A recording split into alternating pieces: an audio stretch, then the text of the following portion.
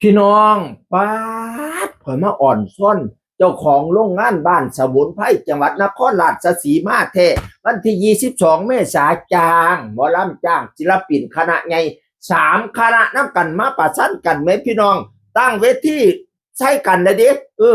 เวทีหนึ่งยุทธนีอีก2เวทีขนาบคางไปทั้งที่พี่น้องเอ๋ยประกอบไปด้วยหมอลำใจเกินร้อยบอยชิริชัยแล้วก็คอนเสิร์ตร่วมสมัยใหม่พัชรีแล้วก็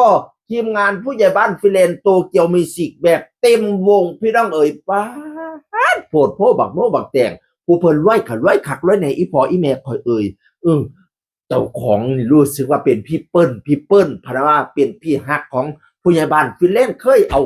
ศิลปินโตเกียวมิวสิกไปแสดงทั้งนั้นทั้งนี้หลายหม่องหลายแก่บัดนี้วันที่22เพิ่นตั้งใจจ้าง3คณะนี่พี่ๆน้องๆให้มาพบปะกันพะว่านั่นน่ะ ปาดพี่น้องโพดพวกบักโมบักเตงบักบักโตนบ่อยซิริไซแล้วก็โพดว่าเจ้าภาพวันนี้ซื้อเวลาให้พวกเราได้มาพบกัน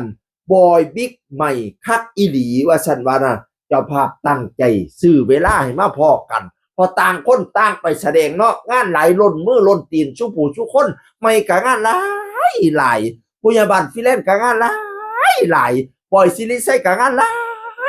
ายบ่ได้พอกันจักเที่ย มื้อนี้เจ้าภาพจ้าง3คณะมาใส่กันเลยไปเข้าเจ้าไปเข้าเจ้าก็มาหากันเนาะพยาบาลฟิเลนก็มาหาญาติตุกติกมาหาไมพัชรีพยายามกันไปหาพี่บอยไม่กลับไปหาต่างคนต่างไปหากันพี่น้อง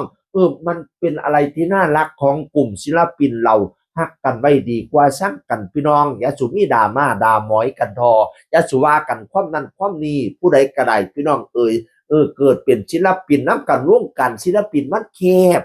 แม่นออกไปจากนึงทั้งหนึ่งลังมือมันก็โง่โค้งใส่กันแม่พี่น้องฉะนั้นละฮักกันแพ่งกันมื้อนี้เจ้าภาพทางโคราชโรงงานบ้านสมุนไพรเปิ้นจ้าง3คณะมาใส่กันข่อยเห็นไม่พัสลีเด้อนำก่อนน่ะแต่หัวค่ำพี่น้องเอ้ยหลังจากนั้น4 ทุ่มนี่แม่นโตเกียวมิวสิกขึ้นพี่น้องเอ้ยสุดท้ายรู้สึกว่าเป็นหมอลำบ่อยสิได้ใส่กันผู้ใดอันเล่นปุ๊บอีก2คณะก็นั่งเบิ่งสินี่นะตอนเช้าตื่นเช้าตื่นขึ้นคนก็เบิ่งหลายเบิ่งเช้าตื่นลักเนี่ยซุมื้อนี้เช้าตื่นดังกว่าไมค์พันธุ์นี่ดังกว่าผู้จัดการตุกติกน้อยอีกมีแต่คนไปถ่ายคลิปเช้าตื่นหมูผู้เป็นตาฮักตาแป้งตาแง้งตาเบิ่งนั่นแหมแต่อ่อนซ้อนก็บ่อ่อนซ้อนหยังดอก อ่อนซ้อนเจ้าภาพเพิ่นมาร้วยคักร้วยแน่แท้จ้างหมอลำ3คณะใหญ่ใส่กันซุมเจ้าไล่เบิ่งเด้อเอาบอยสิริไซนี่ก็300,000ขึ้นเด้ไม่พัชรีนี่ก็300,000ขึ้นเด้ผู้ใหญ่บ้านฟินแลนด์นี่จักแสนพี่น้องอุ้ยก็สิหลายแสนเติบคือพร้อมปันกันเด้พี่น้องค่าจ้างเกียบล้านขึ้นเดียวเกียบล้านตุ๊โปดพวกบอกโม่บักแตงเจ้าของโรงงานบ้านสมุนไพรพะนะว่านั่นน่ะเพิ่นมาร้อยคักร้อยแน่ที่อีพ่ออีแม่ก็